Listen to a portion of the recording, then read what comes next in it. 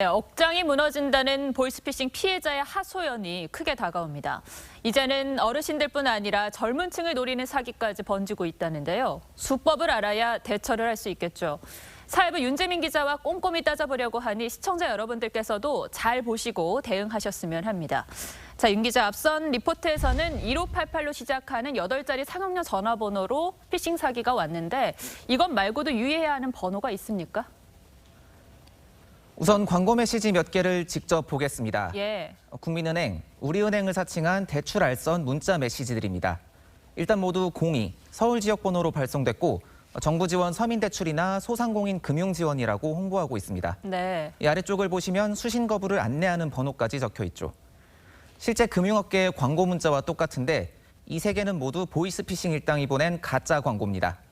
경찰은 이들이 미리 은행 번호와 비슷한 번호를 여러 개 사들여 광고를 보내고 있다고 했습니다. 그러니까 우리가 흔히 쓰고 또 우리가 흔히 받는 02 같은 지역 번호도 믿으면 안 되는 거네요.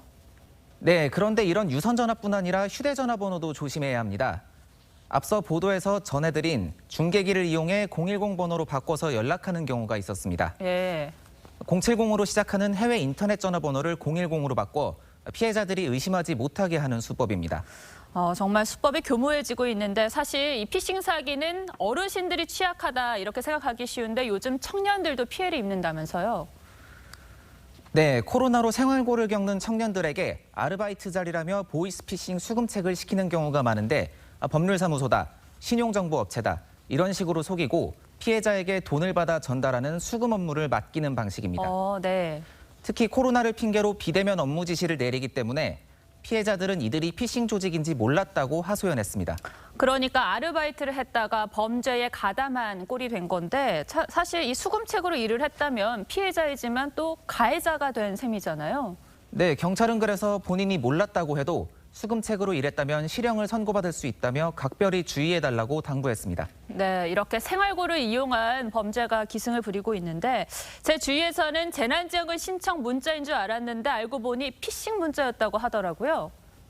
네, 사진을 보시면 긴급 재난지원금을 신청하라고 되어 있습니다. 예. 그런데 여기에 들어가면 상대방이 휴대전화를 원격 조종하는 악성 앱이 설치됩니다. 이 악성 앱은 개인정보를 유출해 피해자의 계좌에서 돈을 빼가는 데 사용됩니다. 백신 접종 등을 빌미로 개인정보를 요구하는 수법도 있고 네. 가짜 가상화폐에 투자하라는 보이스피싱까지 정말 다양한 신종 수법들이 기승을 부리고 있습니다.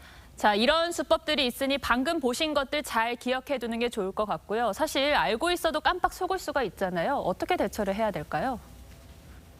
가장 좋은 방법은 역시 개인정보를 넘기기 전에 담당 은행이나 기관에 직접 확인을 해보는 것입니다. 시간이 좀 걸리더라도 안내받은 번호가 아닌 본사에 확인을 하는 것이 가장 안전하고 확실한 방법입니다. 네. 최근에는 개인정보를 넘기거나 직접 돈을 송금하는 방법이 아니라 앞에서 말씀드렸듯이 악성 앱에서 휴대전화에서 금융정보를 빼내는 수법도 등장했습니다.